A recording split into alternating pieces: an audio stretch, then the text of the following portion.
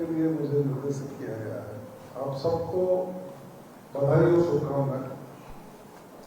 जैसा आदरणीय सतीश जी ने प्रेस के माध्यम से भारत सरकार और राजस्थान की सरकार के द्वारा आम जन के हित में और राजस्थान के विकास के लिए दोनों सरकारों के ज्वाइंट वेंचर से जो काम किए जा रहे हैं उनका उल्लेख किया, आमजन को जानकारी देने का काम किया प्रेस के साथियों के माध्यम से।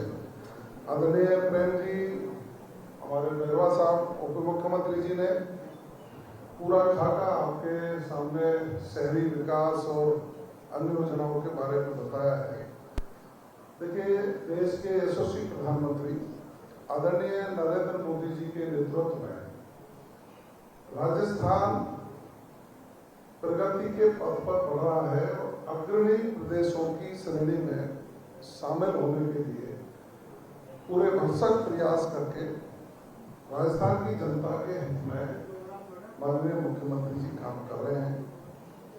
चूंकि सरकार सभी वर्गों को सभी क्षेत्रों में समेकित विकास करके अपने प्रदेश को विकसित श्रेणी में लाने के लिए काम कर रही है, तो मैं आप सबका ध्यान ग्रामीण विकास, जो गांवों में हमारी सरकार विकास कर रही है और किसान के उत्थान के लिए जो काम किए हैं उनकी चर्चा करना चाहूंगा। देखिए, आप सबको ध्यान है, भारतीय जनता पार्टी के नेतृत्व वाली केंद्र की सरकार ने देश के किसानों को समृद्ध करने के लिए प्रधानमंत्री किसान सम्मान निधि लागू है।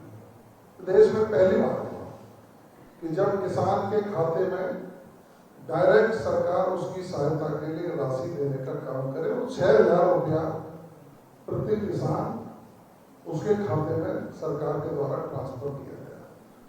मृदा स्वास्थ्य कार्ड, जब व्यक्ति के स्वास्थ्य की जानकारी के लिए कार्ड बनाया जा सकता है, तो चूंकि अन्नदाता जमीन से फसल उगाता है तो उसके स्वास्थ्य की जानकारी, इसमें कौन से तत्व की कमी है, उसका एक कार्ड मिले और उसी तत्व को डालने का काम करे। ये भी भारत सरकार के माध्यम से देश के प्रधानमंत्री आदरणीय नरेंद्र मोदी जी ने शुरू किया। समर्थन मूल्य में बढ़ोतरी, आज हमें खुशी है कि राजस्थान प्रदेश में पूरे देश के राज्यों से ज्यादा गेहूं का समर्थन मूल्य देकर के खरीद की जाती है। ये कब संभव हुआ? जब प्रदेश में भारतीय जनता पार्टी की सरकार और देश में भारतीय जनता पार्टी की सरकार डबल इंजन की सरकार में काम करना शुरू किया। उन 6,000 रुपयों को बढ़ाकर प्रदेश के मुख्यमंत्री आदरणीय भजनलाल शर्मा साहब ने 9,000 कर दिया, यानी कि 3,000 और बढ़ा करके दिए हैं। ये उल्लेखनीय काम राजस्थान के किसानों के लिए राजस्थान की सरकार ने और भारत की सरकार ने किया है। आप देख सकते हैं, पीएम किसान सम्मान निधि से जो लाभान्वित किसान है उनको 2,000 रुपए से बढ़ाकर के 3,000 रुपए किया। 1,000 रुपया प्रति किस्त हमने किसानों के खाते में सीधे डालने का काम किया। इससे 76,18,000 किसानों को कुल 12,410 करोड़ रुपए की राशि हमने सीधे ही हस्तांतरित किसानों के खाते में कर। यदि हम ग्रामीण विकास की बात करेंगे तो गांव में जो हमारे गरीब व्यक्ति हैं, जिनके सर पर छत नहीं, देश के प्रधानमंत्री जी ने उनको प्रधानमंत्री आवास में मकान देने का निर्णय लिया। एक समय था कि मात्र 10,000 8,000 रुपया सहायता मिलती थी, लेकिन आदरणीय प्रधानमंत्री जी ने सहिष्णुता दिखाते हुए गरीब के सहारे की लाठी बनकर और उनको 1.5 लाख रुपया और 2 लाख रुपया, 2 लाख रुपया पर्वतीय क्षेत्रों में और 1.5 लाख रुपया समतल क्षेत्रों में प्रधानमंत्री आवास देने की स्कीम लागू की और हम राजस्थान में 2,14,000 आवास अभी तक पूर्ण कर चुके हैं। ये कीर्तिमान के साथ जनजातीय क्षेत्र में हमारे जो कमजोर रूप से वर्ग हैं, जनजातीय समूह हैं, उनके लिए वनधन विकास केंद्रों का गठन किया। 90 वनधन केंद्रों गठन करके हमारी शहरी जाति की जो महिलाएं हैं उन 15,878 महिलाओं को लाभान्वित करके 51 वनधन विकास केंद्र ट्राइफेड द्वारा भी अनुमोदित करा दिए हैं, तो वो अपने जीवन को सुधार सके, उद्यम कर सके, अपना उद्यम करके अपने जीवन को और उन्नत बना सके। उसके लिए भारत सरकार के सहयोग से राजस्थान की सरकार ने ये काम शुरू किए हैं। पीएम जनमन योजना आपने सुनी हो, जो माननीय प्रधानमंत्री जी ने जनजाति आदिवासी न्याय महाअभियान शुरू किया, उसके तहत ये कार्यक्रम चला रहे हैं।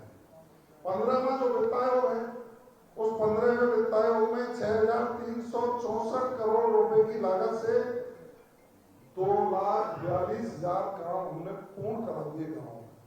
गाँव में जो इंफ्रास्ट्रक्चर के काम है, कहीं इंटरलॉकिंग है, कहीं सीसी रोड है, सरकार की अन्य योजनाओं के अलावा इस 15वें वित्त आयोग योजना पर हमने विकास के काम करा है।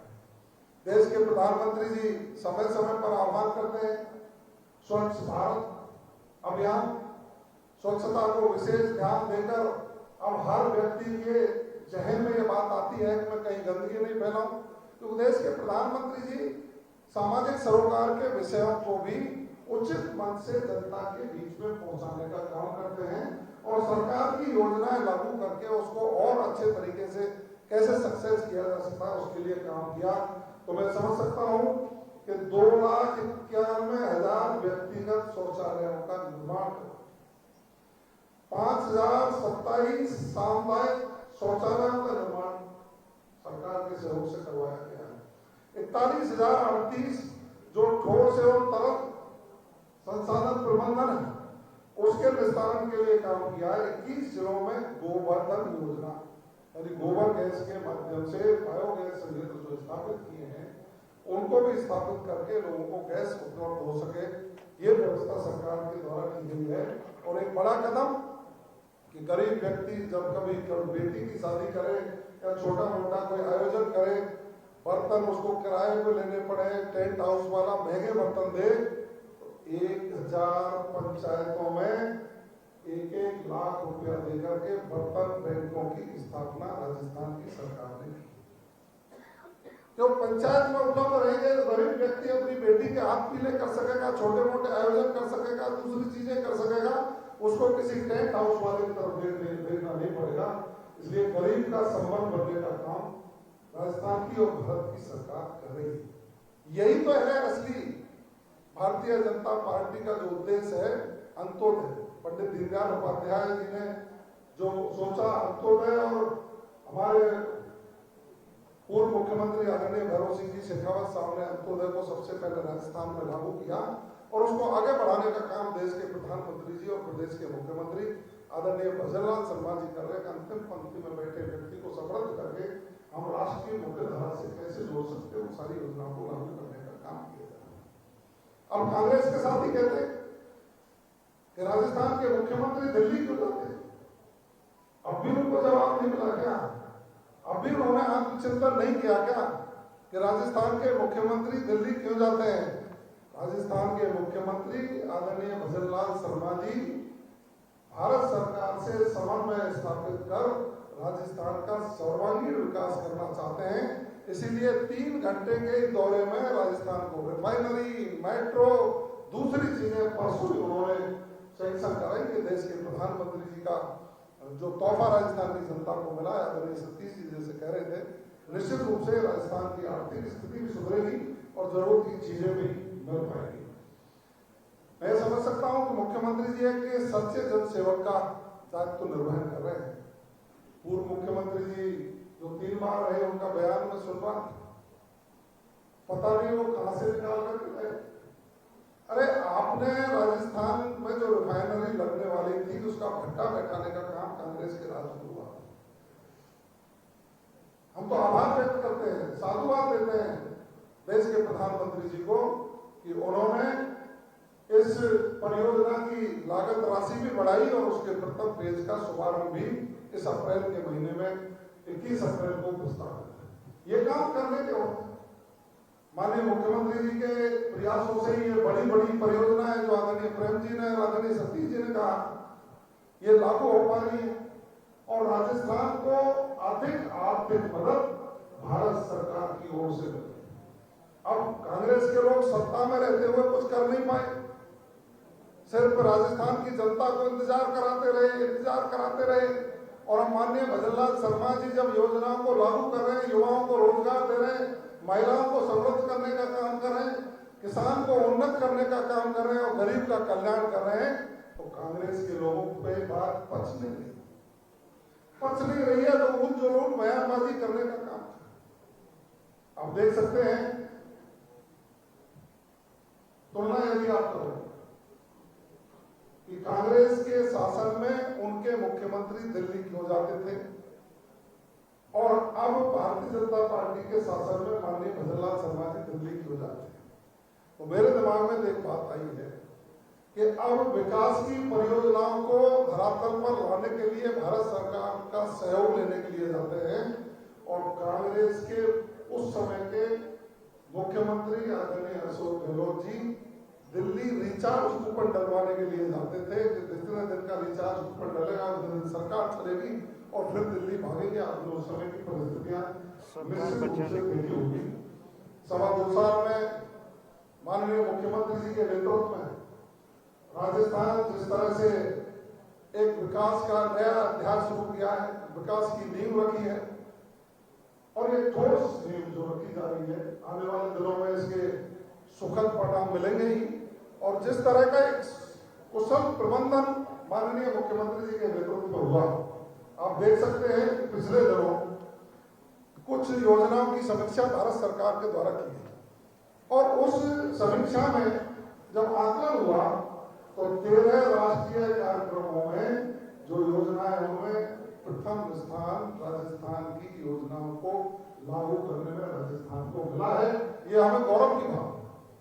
आप कहें तो मैं योजनाओं का नाम उल्लेख कर सकता हूँ, प्रधानमंत्री फसल बीमा योजना में, पीएम कुसुम योजना में, पीएम कुसुम योजना कंपोनेंट सी में, प्रधानमंत्री मां प्रबंधन योजना में, अंतर्राष्ट्रीय योग दिवस के जो कार्यक्रम हुए, अंगदान एवं प्रत्यारोपण की जो काम है, फार्मर रजिस्ट्री योजना में, एसपीएम स्वच्छता ही सेवा अभियान है, फिट इंडिया फ्रीडम, विकसित भारत संकल्प यात्रा, जनजाति कल्याण और सशक्तिकरण, तंबाकू फ्री यूथ कैंपेन और खनिज ब्लॉकों की नीलामी आदि इनमें राजस्थान प्रथम आया है। 5 राष्ट्रीय कार्यक्रमों में हम सेकंड में आए। पीएम कृषि सिंचाई योजना, पोषण माह 2025, पीएम विश्वकर्मा योजना में, कृषि विभाग की योजना में राष्ट्रीय गोपाल रत्न पुरस्कार। इस तरह से राजस्थान प्रगति कर रहा है। विकसित राजस्थान के संकल्प को पूरा करने के लिए दृढ़ संकल्प होकर के माननीय मुख्यमंत्री भजनलाल शर्मा जी काम कर रहे हैं। देश के प्रधानमंत्री जी के नेतृत्व में समन्वय स्थापित करके राजस्थान की सरकार एक विकसित राजस्थान के संकल्प को पूरा करके विकसित भारत के सपने को साकार करने के लिए काम कर रही है। मैं समझ सकता हूं कि आने वाले दिनों में राजस्थान स्वर्णिम राजस्थान बनेगा। धन्यवाद। सवाल ये है कि आप ये अच्छी बातें आपने कहे, लेकिन आपके विभाग से संबंधित रिटायर्ड आईएएस अधिकारी सुबोध अग्रवाल जब से बाहर है, आपके विभाग में रिटायर कर लिया यार। आप लेटेस्ट जानकारी ले लो।